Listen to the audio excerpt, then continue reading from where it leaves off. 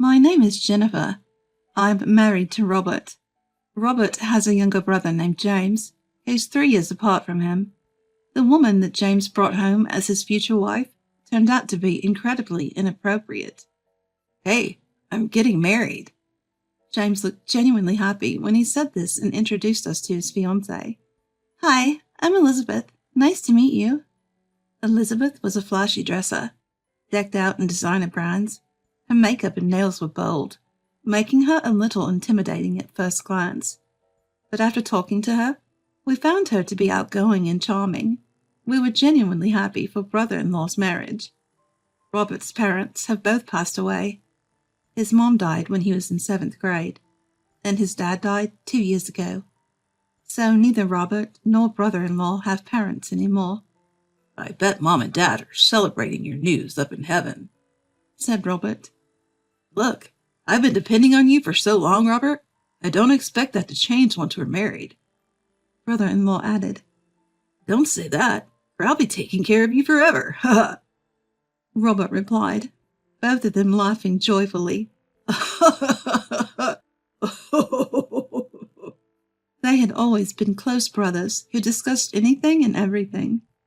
So, where are you guys planning to live after getting married? I asked, still absorbing their sudden engagement news. We're thinking of building our own place. The thing is, I travel a lot for work, so we're still undecided on where to build. My brother-in-law answered my question.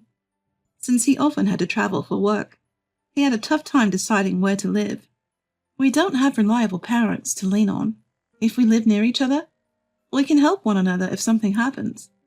I agreed. My parents live far away, and Elizabeth, his spouse, seemed to have no parents around either. That sounds like a good plan. Yeah, but properties around here are expensive. We're not rich like Robert, so it's a tough call. The idea to live nearby was a casual suggestion, but they took it seriously and moved into a house relatively close to ours. After they settled in, we frequently had barbecues and drank together. It was a good time. Months later, they were blessed with a baby on the way. But tragedy struck the elated brother-in-law. On his usual trip back from work, he fell asleep at the wheel and passed away. Robert was consumed by grief over the sudden loss of his beloved brother. Elizabeth, on the other hand, didn't seem that devastated. Normally you'd be distraught, especially with a baby coming. But not her. She did cry, but it looked fake, making me wonder. Feeling uneasy, I reached out to her. If you need anything after the baby comes, you can always rely on us. We'll support you in any way we can. Thank you. That was the last we saw of Elizabeth. Months later, we received a birth announcement from her and went to visit. But she said she was too busy to invite us in, so we left the gift at the door and went back home. It's crazy that we couldn't even see the baby when we came to visit. Absolutely. Our distrust towards Elizabeth only grew. After that, it felt like she was avoiding us. Any time we reached out, she claimed she was too busy to meet. Then, before we knew it, a year had passed since brother-in-law's death. Out of the blue, Elizabeth showed up at our house. It's been a while, Jennifer. Long time no see. How have you been? What brings you here all of a sudden? I came because I need some advice. Is Emily not with you? Emily's at preschool. Being alone at home with her all the time was driving me crazy, so I enrolled her right after she was born. Oh, I see. Are you working then? Working? No way. Oh, okay. Good on you for managing preschool then. I got her in because I was diagnosed with depression after my husband's death. I got a doctor's note and everything. Wow, didn't know that was an option. Anyway, the reason I came today is that I need advice. Right, what's going on? Then, Elizabeth's next statement left me shocked. Would you mind paying our property taxes? What? What? Property taxes? Where is this coming from? We don't have money to pay the property taxes. Why would you think we'd pay it for you? You said we could ask you for anything, didn't you? Well, yes, but Plus, you guys were the ones who insisted we live on that land. We never insisted. Regardless, property taxes for that land are higher than other places, and it's really causing us problems. Why don't you just work a bit and pay it yourself? I can't work. I've even got Emily in preschool, based on the excuse that I can't work due to mental illness. That's not our problem. Please, if we can't pay the property tax, we won't be able to live in that house. Look, I don't know all the details, so I'll discuss it with Robert when he gets home. Please do. After showing up out of the blue and making such an unexpected request, Elizabeth left. When Robert got home, I told him about Elizabeth's sudden visit and her asking us to pay her property taxes. Of course, Robert was surprised, but he was also angered by her audacity. A few weeks later, we invited Elizabeth over to our house to discuss something important. We timed it so that her daughter Emily was at preschool, allowing the three of us to talk. Elizabeth arrived in a good mood. She probably thought we were going to help her with her property taxes. Robert, it's been a while. Elizabeth grated. You seem well. I heard from Jennifer, but let's hear it from you. What did you want to talk about? Well, I hate to be a bother, but I came to ask for help with the property taxes. She admitted. Why can't you pay them yourself? Is there a reason? I'm still dealing with emotional stress and can't work. And with a young child, I just don't have the money for the taxes.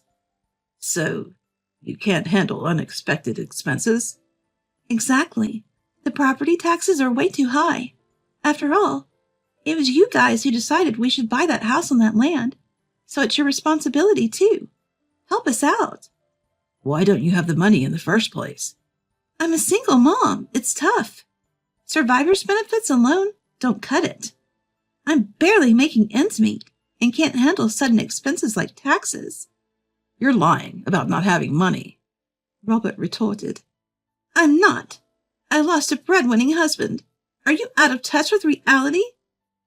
You think I don't know anything? Robert said something rather cryptic. Hearing those words, Elizabeth's expression changed slightly. Whoa, you're scaring me, Robert. You're getting more than just survivor benefits, aren't you? What are you talking about? That's all I get. She defended. It's pointless to lie. I know everything. You're getting money from life insurance, too. Elizabeth remained silent. My brother had life insurance, you know. He was insured for about $1,000 a month until about age 60. So what? As his wife, it's my right to receive that money. You have no right to question me. But you do get a good amount of money every month with survivor's benefits and the insurance money, don't you? It's still not enough for everyday living. We have a mortgage. You've paid off the mortgage, haven't you? Don't you also get various other forms of assistance? How do you know all this? My brother consulted with me about everything, especially financial matters, so I know it all. I see. But like I said before, I'm his wife and Emily is his daughter. How we use that money is none of your business. Fair point. But since money is coming in, you should manage it properly and pay your own taxes. Robert, you work for a big corporation and you're rich. Why can't you just help us out a little? You're being too stingy. Elizabeth still seemed unconvinced. Listening to this conversation, I finally understood why Elizabeth, even after losing her husband, continued to live lavishly without working. I can't complain. That money was something her late husband left for her. But Robert wasn't done talking. That's when I came to know an unbelievable fact. So earlier, you said the kid is James's. Is that true? What? What are you talking about? Of course it is.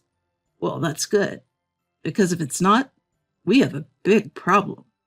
Isn't that quite rude? I just lost my husband. Don't start accusing me of things. I, who had been silently listening, quickly interjected. That's crossing the line, man.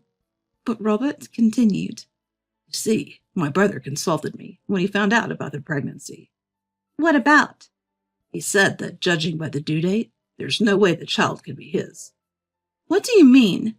He was always on an extended business trip, and hadn't been home during that time. He was worried that the child might not be his. That's absurd. I thought so too, initially. James said there was no evidence of an affair. Then he passed away before we could gather any. So it was a misunderstanding, right? After James was gone, I couldn't shake off the thought, so I investigated. Investigated what? Whether you had been unfaithful, Elizabeth. My jaw dropped. Next to me, in a state of shock from his newfound information, Robert continued speaking to Elizabeth. I was planning to take my time gathering evidence, but since you came to our home, I hurried my investigation. And what did you find? You're living with another man now, aren't you? So what if I am? He's someone I started seeing after my husband passed. I see. I was wondering if the man you're living with is the child's father, but it turns out he's not. Emily's father is your brother.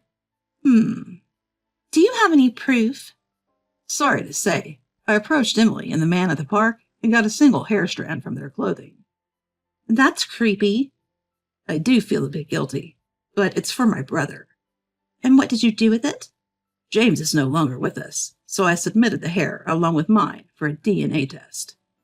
According to Robert, even if it's not from the father, a close relative can provide enough genetic information for a paternity test. And Robert went on. The test showed that Emily is not James's child. Elizabeth looked down, unable to speak. And then she finally spoke, almost in a whisper. So what does that mean? It's heartbreaking for James. Speaking ill of the dead accomplishes nothing. Maybe, but since my brother can't find justice, I plan to file a lawsuit against you and your lover for damages. What? What are you talking about? We're getting married soon. Oh, really? Well, that makes things easier. What does? Since the house is already paid off, you should just sell it. Then you can use that money to pay for both your compensations. Why should I? If you can afford the compensation, you're welcome to stay. But your fiancé doesn't work, right? How do you know that? You can get by without working now, but that changes when you're married. It's none of your business. That the conversation was far from over, and angry Elizabeth tried to leave. Robert spoke up. I'll handle the property taxes for you. I'll also start the process for selling the house. Angry Elizabeth stormed off and eventually sold the house just as Robert suggested. The house sold quickly due to its desirable location and being relatively new. Elizabeth paid the compensation with the money from the sale. Apparently, Elizabeth and her man got married. But because of that, she would no longer receive the survivor's benefits she had been getting due to her husband's passing. Ignorant Elizabeth had no clue about this. She bought a cheap, used house with the money from the sale. No longer a single mom, her financial aid dried up, as did the survivor's benefits. Both Elizabeth and her new husband had to start working. Elizabeth had been a spender on fashion and beauty, but her marriage marked the start of a tougher life. Her husband couldn't keep a job, and their marriage soon fell apart. Elizabeth was back to being a single mom, but now, with no financial aid coming in, she has to work desperately to make ends meet. For us, the storm has passed, and our peaceful days have returned. We were even blessed with a child we had longed for. I can't wait to meet the child that I will have with my beloved Robert. We will give our child the middle name of my late brother-in-law, ensuring that his memory will always be with us.